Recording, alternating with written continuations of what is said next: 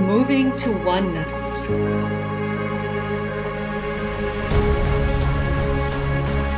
Nourishing curiosity. Embracing differences.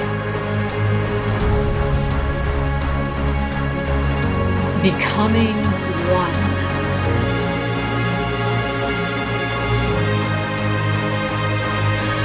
Welcome to the Moving to Oneness podcast. I'm your host, Meilin. And you all know I love the cosmos. So when I spoke with my guest, who's now sitting in New York City, and saw the newness, what is arising out of her, I had to get her on the show. Because as we even planned that, sometimes one postpones the recording, but it has a reason, right? So as you all know, there needs to be the environment that is behind you to create a vision for you to shine and step out into the world. And this now happened in the time I've been waiting to get Anna Cley onto this show. She is for me a wonderful cosmic being, and it's now even she shows it on her website in a video. So you go on her site and you're being moved around. And one of our intentions for this show, of Anna's and mine, is to take you on the journey to move from within out into the world, into the cosmos, and shine your light. So Anna, thank you that it finally worked, that we came together to speak about what you are voicing to the world. Hello. Thank you so much, Meilin, for having me today. I'm very excited to spend this moment together. I have to second, this intention that you voiced very well. It really is about following your heart and understand who you are and your place in the world, to fully embrace all the pieces of you, as we are unique beings in the world, and no one should be ashamed of their existence or of who they are. You're a very unique light, and it's our role to embrace this gift that we are. Yes, so true. So it's, I have a cerebral palsy, so I walk so different than everyone else.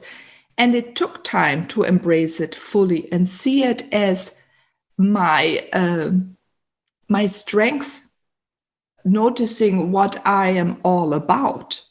Yeah. Mm-hmm. So I'm going to ask you now, though. So what was yours? What did you have to embrace within you to say, now, everyone, look, I can do it. You can do it.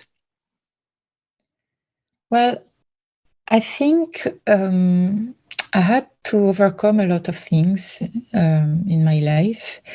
And when you talk about journey, yes, it's a journey. It's a journey to yourself. It's a journey to oneness. And it's actually the title of my book is The Journey of the Heart. So yes. It's all about that, actually.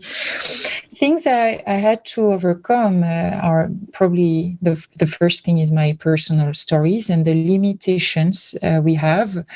They may be personal because of family, because of a society, or they can be physical, like you mentioned. And all of these trauma, in a way, the fact these differences, the things we have to overcome, gives us strength, not right away. It's over time. One thing that really moves me is that we all have within ourselves pulsions of life, our survival instinct. Mm-hmm. And I often heard about me that I'm very brave and courageous, and I never thought about me this way.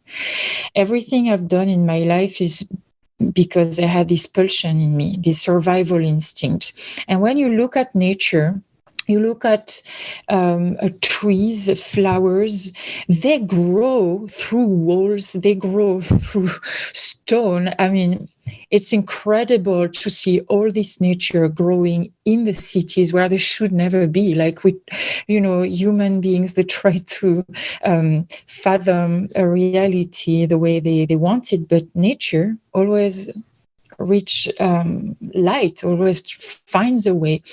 And we tend to forget we are the same. We have this same pulse within ourselves, this same force, the same energy, we want it or not. And like we have pulsions of death, and it's also within ourselves to being unsatisfied, etc. We have those pulsions of life, and that's really what drove me all this year. And it's just a call. It's an inner calling that we all have, and it's up to us to listen or not. It has nothing to do with being brave. In fact, I believe that in my case and in the case of many people who had challenges, big challenges in their life, because we have nothing to lose, maybe, or maybe because we don't know what it is, a comfortable cocoon, we just follow maybe more easily the calling because nothing holds us back as much, Maybe that's the difference. I think you're right. Yeah, the calling is very strong. I sense that too. That's something that keeps on driving me. I cannot not do it. Right? Exactly. To be there for others, to see the beauty of the world. And you're right. You said you didn't see yourself brave. It's easy to look back on life. Yeah, but there was something within you that made you always move to try out something new. So I was speaking about the cosmos.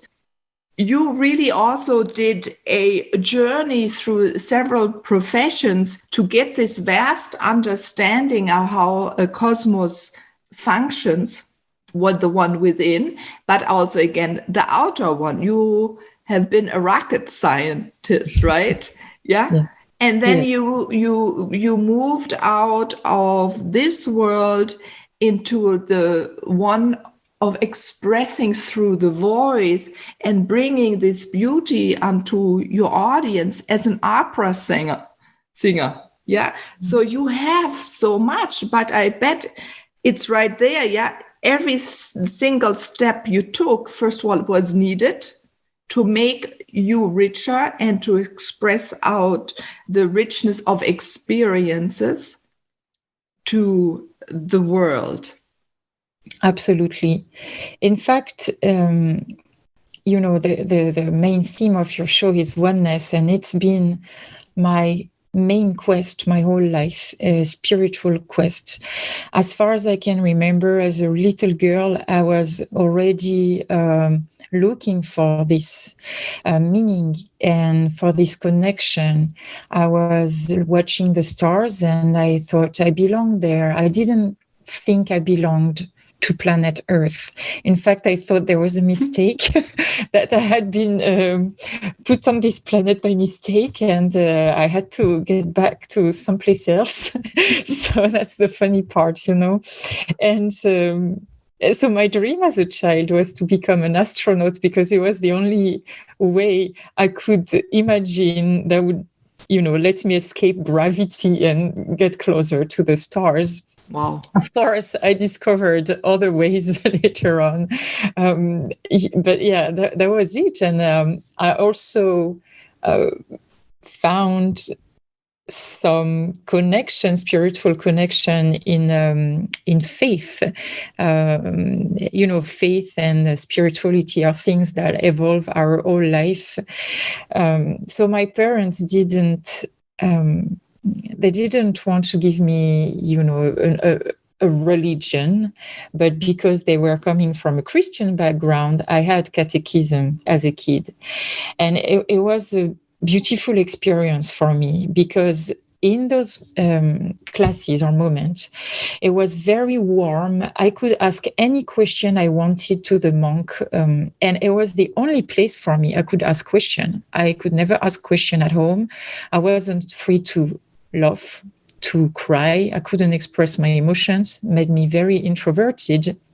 And in catechism, there was this love, warmth, and I asked to be baptized. I needed this reconnection from what I called God at the time, and it was very important for me. And I'm mentioning that because a few days ago was the anniversary of my baptism. So every year it makes me reflect on spirituality.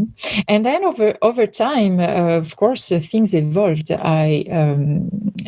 Religion actually didn't speak to me, but that was the spiritual quest that was important. And I found other ways to connect and a complete new understanding of higher consciousness and goodness. And I came back to it through meditation in my early 20s, and also through humanist hypnosis. I found this state of trance and connection. You can have this feeling of expansion, and sometimes meditation, it can be very awake. You walk in nature, you connect with a deer or a bird, and you feel this oneness as well. So connection with nature is extremely important.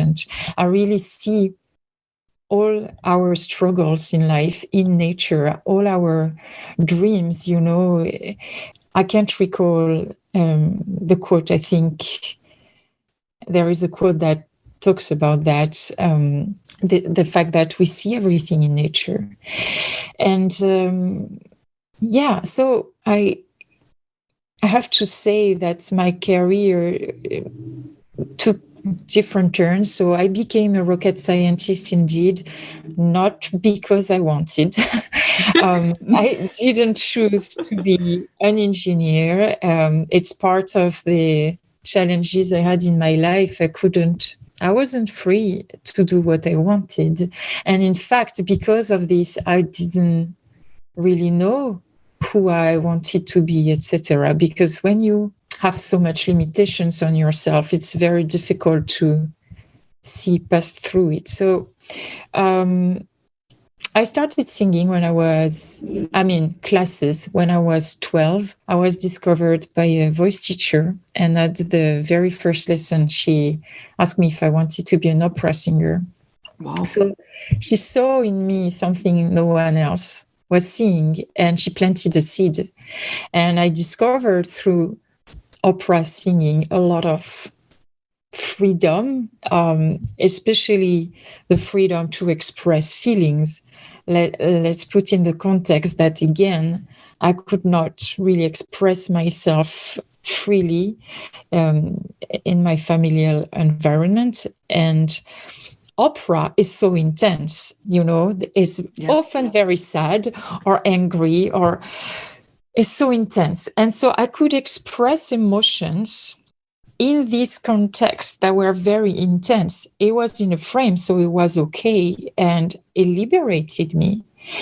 I'm telling you that now that I lived, but obviously it took me many years to understand that, So opera singing really has been very important for me. It's been a great healer. It also helped me get out of my shell and embrace my presence, because I come from being very introverted, very shy, and afraid of applause. My first concert, I was closing my eyes. I was closing my eyes because I couldn't take, the external environment.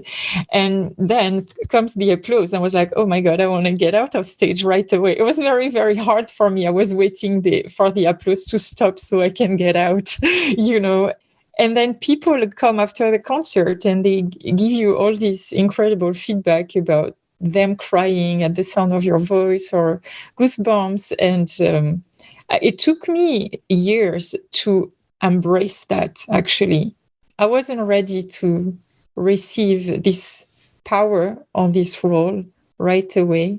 So very young, you're right. So, but the power, I mean, you said to receive the power. I sense right away you have and had and will have a lot of power. So you gave them the opportunity to experience it, right? That for me is very powerful to open up to whoever you are. Yes, opera has a very, in a way, strict framework, right? Because most of the time you sing songs that have been written a long time ago. Yeah, maybe there's some modern operas, but not so many at the moment. Also, the music, you can give you a little twist. But what came into my mind while you were speaking, that exactly is what helped you, because no one really looked what you're going through. You're just performing a beautiful performance of that certain role.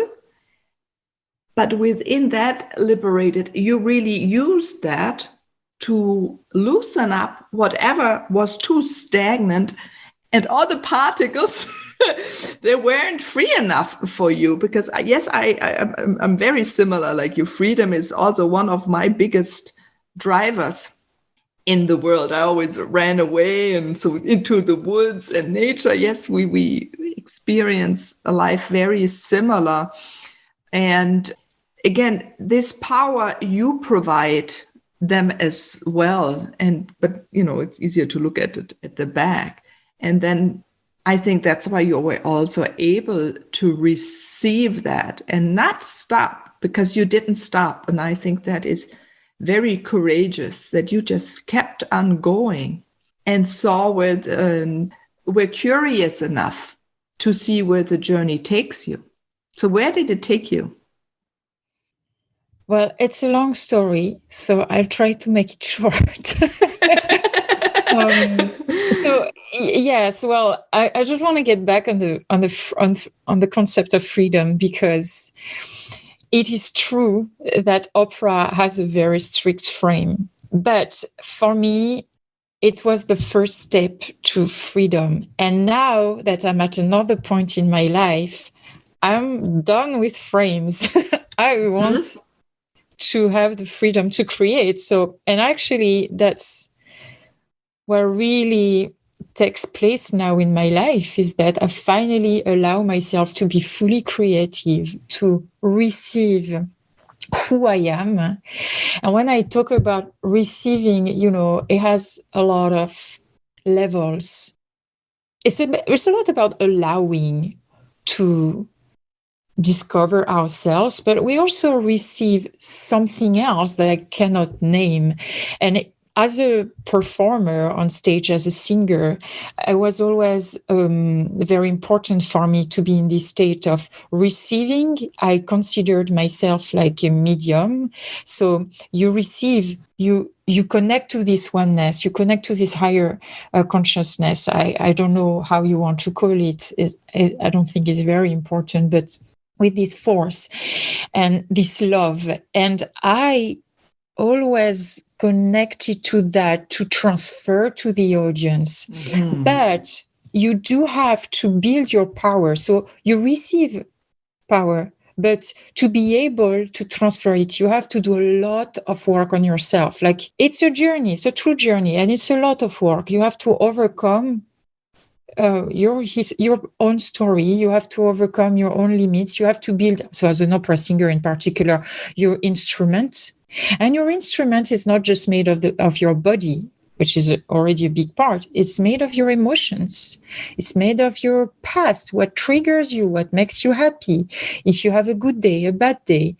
So to be able to give, you need to build your power, and that's a lot of work, but you also need to be able to receive the other power. Exactly. So this freedom that I feel today, that I have in what I create, it's a mix of both. Being able to receive something else, being able to receive yourself, and having built really good foundation, deep roots. So this connection, I see myself like a tree. I have really deep roots, and also a lot of connections, like my branches are reaching the sky and I can receive and I keep growing. And I think we all have that in ourselves. It's very important. Yeah, what I love about you, you speak again more and more about this newness, who you are now. And I'm going to go back to your website. There I saw sparkle, I saw fireworks full of stars. It's also on your pictures of yourself. You show yourself in all your different facets. Yeah. So this is so beautiful. And it is also the cosmic time at the moment to step into who you are fully. It is for me to step into myself fully, into the being Meilin, right? That we came from the cosmos, we live in the cosmos, and everyone else, you're out there as well, to take the time to go within and look at your life and see, oh my God, all those things I did. So look at them and how did they account and come together to make the beautiful you are and what you're sending out into life. Yes, Anna and we're really good mediums, but everyone else is too.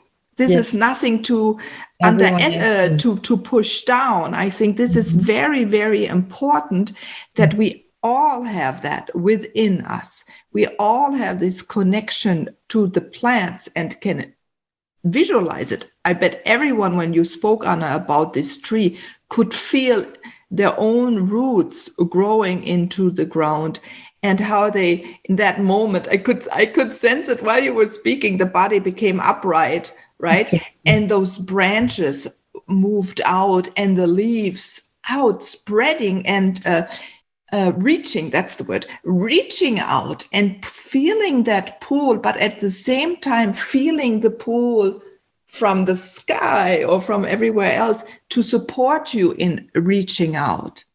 Absolutely. This is the time now. So everyone, do that. And Anna, what is a little tip you can give people to keep their vibration high so they can emanate out, as you do, their wisdom and their knowledge into the world?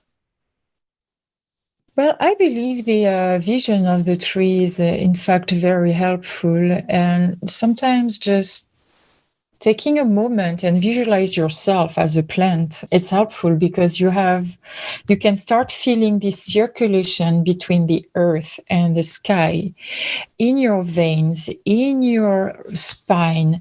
You can feel that. And as you breathe in, you can feel the oxygen feeding all your cells. And so a good thing is just taking this moment, just being aware. And sometimes it's just a few seconds. You sit on the couch or you're eating something or you're even driving. You can take this moment to feel again this connection with Earth and with the elements and with the great universe. And that goes obviously with breathing. It's a lot of awareness. And remember that trees keep growing their roots all their life, and that we do spread pollens as well. So these seeds that we can plant into the world, and we never know where it's going to go, but we know it's going somewhere. And that's the most important, which is why we always need to keep our actions going on. Another thing is that when you look at, again, nature, you have these seasons: winter, summer, spring, fall. And we can accept that it's part of life. It's actually, nature shows us every day that this is part of life. And so when we're going through moments like this one in history right now, that is very difficult on so many levels, we can remember that it's not going to last forever. It's a cycle, and it's going to get better and good, and then there will be other winters, and that's just part of life. Because in this moment, like you said, Meilin, I think we do find true blessings. For me, the blessing was to finally have this time to create, and I never was able to have enough time and space of mind to truly embrace what I wanted to do, because I had to work there and some rehearsals and some, whatever type of gigs or engagement that was keeping me away from myself. In fact, this has been a true blessing for me, and I think for many people, because it forces us to go within, it forces us to reconnect with the essence of life and with the essence of who we are. So, there's that. And I believe something that's very important to keep the flame going is to surround yourself with like-minded beings, people who, like you, want to make an impact into the world, people who, like you, have passion. This is uplifting. What gives me the courage when I am discouraged is to see that there are other people who want to make a difference in the world like me. And therefore, we are all part of transformation. And I'm holding on to that, to that hope, to that force, because there are so many people who have so much to give. Yes. And that's the one I'm looking at. We are a team, even if we don't know each other. And that is very important to remember.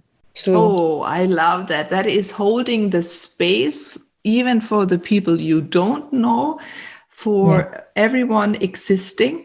That's what I sense, that you're connecting with.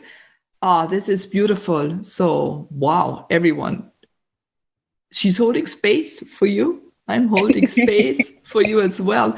And in your work, you do vocalize. And this is a project you've been working on a little bit to empower kids for growth through their trauma in a way to become also free of those enclosing, pressing tight structures that they have experienced in life. I think, first of all, this is a very beautiful thing.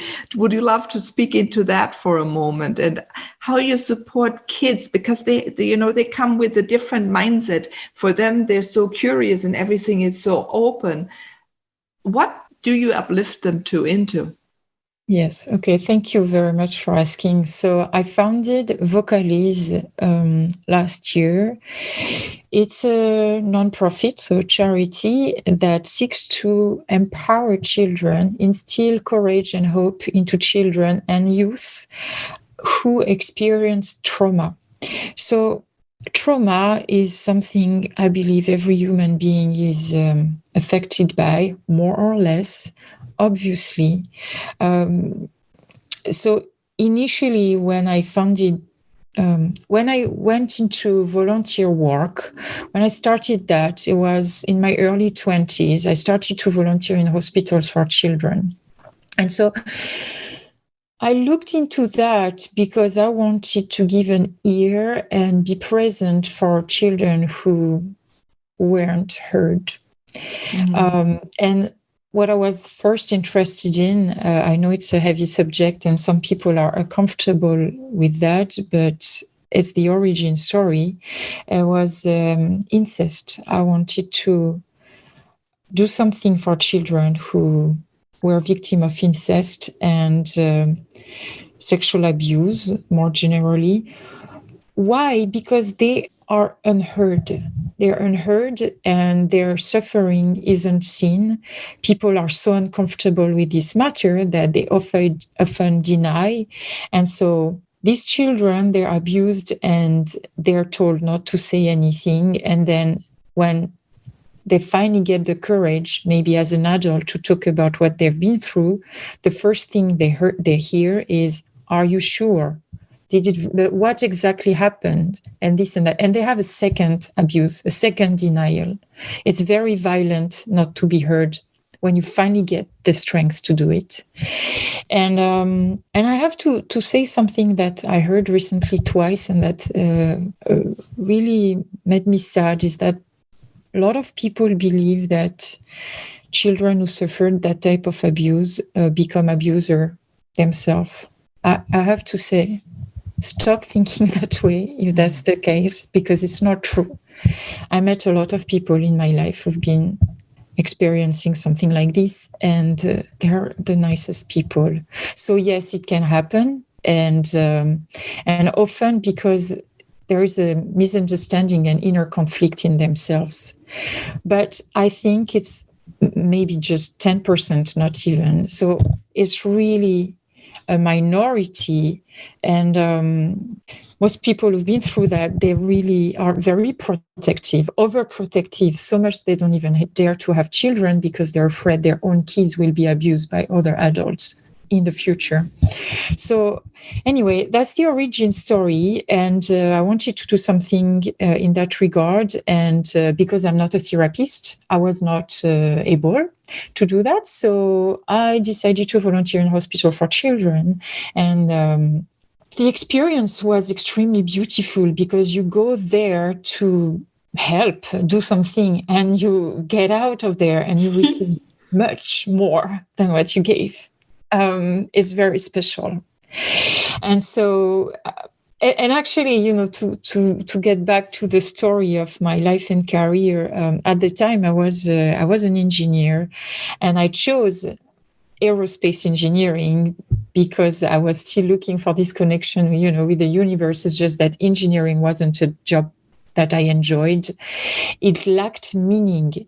And so that's at this time, actually, that I started to volunteer in a hospital for children on Sundays, because I was craving for meaning in my life, and I wanted to serve, something that I wanted to do as far as I can remember as a young child. I wanted to serve a higher good, and it became impossible to go back to work at some point. I burned out. The contrast was so huge between this service and meaning and the job I was doing, and the lack of spirituality connection, etc. So Vocalize, I founded it to bring new answers, because I couldn't find in existing charities what I was ready to give with what I learned, with my own experience and life. And it's to help any child who've been through trauma. So it can be orphans, a kid who had cancer, and of course, abuse is part of it, shelters, families who escape domestic abuse, any sort, really. My question was how, for a long time, what can we do to help breaking patterns? Very often when someone has been through a traumatic experience, they don't know anything else. They don't have any other experience. So someone who is abused will tend to be attracted by another abuser in the future, for instance, and repeat these painful patterns. So I really wanted to at least bring something, and a message that it's not because your world has been dark until now that the rest of your life will be dark. It's not because it's been like this that you cannot believe in your dreams. Everything is possible. You can make anything happen. And that was important for me to deliver this message, which I actually don't hear enough in the world. So I have 2 programs going on, but we are still developing. We were supposed to do work this year, but then the pandemic hit. It changed everything. So unfortunately, we haven't done yet true actions, but I'm discussing with several organizations right now. So I'm discussing partnerships. The 2 programs we are currently developing are, number one, musical experience, musical tale, that's going to use storytelling and the power of music and the same method you would use in hypnosis to infuse positive messages in someone's mind. So our goal is really to plant positive seeds. And this musical project is connected to the book I wrote, The Journey of the Heart. So it's going to be adapted in music and recorded, and hopefully we can donate it in as many places as we want. I also dream to have an adaptation as an animated movie. Because again, another question that I had was not just breaking patterns, but also how do you get to reach the kids who are not identified? The one who no one knows. There's no one for them. So the broader we can diffuse the message, and the more chances we have to plant positive seeds in their mind. And, it's a small thing, but small thing can have a lot of impact. So we never know what we do, but I feel called to do it. And the other program is more for teenagers and young adults who experience mostly physical abuse, but it can be also like emotional abuse, because that's so incredibly destructive. And these are workshops. It's a work I've been doing already with individuals, entrepreneurs, and people who had abusers. So how do you re-embody your body? So basically, I'm reusing what I learned myself in my journey as an opera singer to embrace my own instrument. So it's about posture and how you breathe fully, and even using differently the sound of your voice. Because as you do so, you can build your confidence very quickly. If you change your posture, if you change the way you speak, you will feel different right away. And so double effect, one for yourself, and second, people will see you differently, meaning you will tend to attract less abuser if you seem to be confident and strong. Right? So it's very important how we hold ourselves into the world. And it's the type of work I'm doing. So my goal here is to train people so that they can do those workshops in as many places as possible. Oh, wow. I love this vision, and it's gonna expand. I sense that. It's one thing I really love about this. You spoke most of the time about them being heard. It's really interesting, even though you vocalize, right? That means bringing out the words from deep within out into the world. But for you, the importance is really on the opposite. And this is really an interchange, a back and forth that I invite everyone to think about now too. So most of you probably go out and say, oh, how do I bring my message into the world? Is through speaking it out, concentrating on the out. But Anna, what you are bringing so beautiful is also listen. How can you hear? So maybe in a way, how can I hear myself? How can you hear yourself? How are you heard?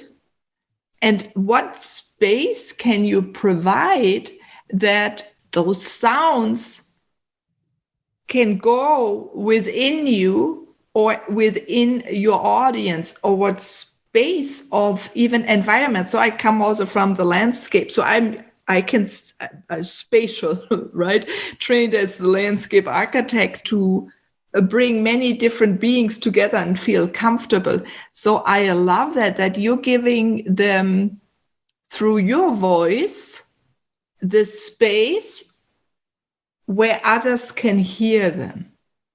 Before you even train them to speak, that shows how much safety you want to provide for them, so they can feel really comfortable to become aware of themselves first. Yeah, and you said this embodiment, and this is what I speak, that what you show physically and every performance that you do, right? When we go into this other posture, when we embody our knowledge from the cosmos, from the earth, from wherever we get it in the moment. So if even I decide to change my posture, what happens is I'm becoming aware of where I'm not in that posture. So this is already what I consider healing. Taking the time to see, oh, I would love to have that. Why is that not? Why is that? So everyone, ask yourself also a few questions. It's the time as you set the vision of what you want to be, how you want to walk through the world, and walking your knowledge and speaking your knowledge. So this is all what I sense, what you provide for these children. That is, and you spoke at the beginning about that. You wanted to belong, and I have a short anecdote. My son, when he was 12, he also wanted to belong somewhere, but then we have no rituals for many children where they're included, especially if the children think like you, Anna, so cosmically. They know there is more to what we all speak about, that there is a deeper truth to so much. And how can they find or have that sense that they truly belong somewhere, or to a certain tribe or culture or family, or being a human being walking this earth, that they really belong here on this planet at this time to walk it. So you, for me, this goal coming, you embody and shine all of this out through any kind of your work. And everyone out there, if you have connections to make this book, The Journey of the Heart, into a movie, please connect with Anna. There is time for us to bring our talents together so can soar, and that this transformation in this world takes place. Everyone speaks about illumination and waits from the above. And I'm always saying, finito, done, basta. For the Italian opera influence is, please take your own right, do something, say, yes, I can do it. I can start acting on my own ideas to improve my life, the life of my neighbor, and the being that is maybe on the other side of this world. And see it as a collaboration and building this beautiful web that all these stars can fly freely, or the movement. And you have that all in a way depicted on your website as it is in you, Anna. So I just love what you bring to the world. So share, everyone, how can they reach you? So it's very easy to see my work and reach me as well. You can go to my website, www.annacley.com. Anna Cley, ANNACLEY, www.annacley.com. That's the best way to find me. And I must second you absolutely, Meilin, in saying that it's up to us to create. The world needs us to transform. And actually, today, we do have an incredible opportunity that I don't think we ever had in history to transform together, because it is so unknown. It's like waiting for us to create, number one. And number two, we never had an opportunity before to connect so easily with anyone all over the world, which gives us so much power to put our strengths together. And I really want to stress this, and feel free to reach out, absolutely. And let's see what happens. Let's make it happen.